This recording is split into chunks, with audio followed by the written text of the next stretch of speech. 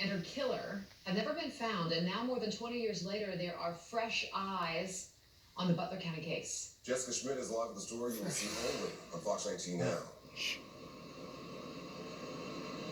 That's right. So tonight we are learning that a couple of researchers are taking a closer look at this case, and we're not talking about police officers. We're not talking about a private investigator. Instead, it's actually a teacher and a student right here at Mason High School who are doing what they can to help this case.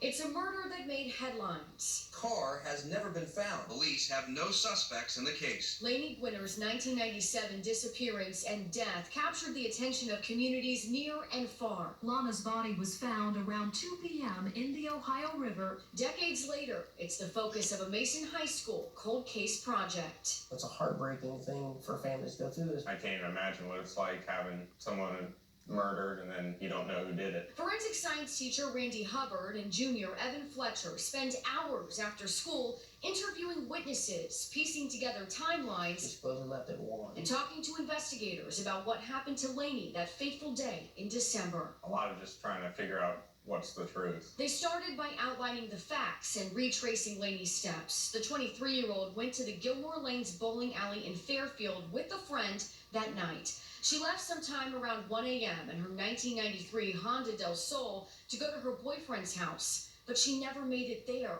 For a month, she was missing. One individual witnessed her talking to somebody outside several hours before she left, and nobody else had mentioned that. In January 1998, while investigators were searching the Ohio River for unrelated reasons, they came across Laney's body in Warsaw, Kentucky, more than 60 miles from where Laney was last seen.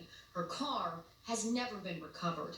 Now Mr. Hubbard and Evan are researching the river. We started from where she was found and worked backwards, 2 hours, 4 hours, 8 hours, and so forth, to see where she possibly could have been pushed out and where the car might be in the river. Laney's close friend, Joy Fry, is incredibly grateful for their work. Laney was very vibrant, fun, classy, sassy. I have pictures. Even if the project doesn't lead to a big break, she thinks it's shining a spotlight on Laney. I think it's awesome. The more people that look into it is the higher chance that some information may come out. It started out as giving Evan and myself actually kind of a real world experience with it, and now it's turned into, we want to help. We want to try to get that information back out. This week, Laney would have turned 45 years old. Her loved ones remain hopeful that maybe by her next birthday, they'll get the answers they've always been longing for. A little bit of sense of closure and maybe a little peace and justice for her. It's going to be a pretty indescribable feeling. And tonight, Evan, that junior you just heard from, did tell us that he is planning to go into a career in the forensic science field after he graduates from Mason High School.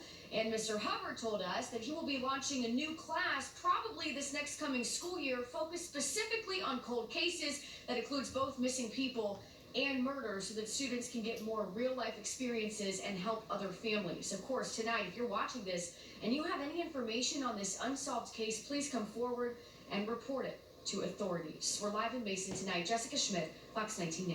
Jessica, thank you very much. New tonight.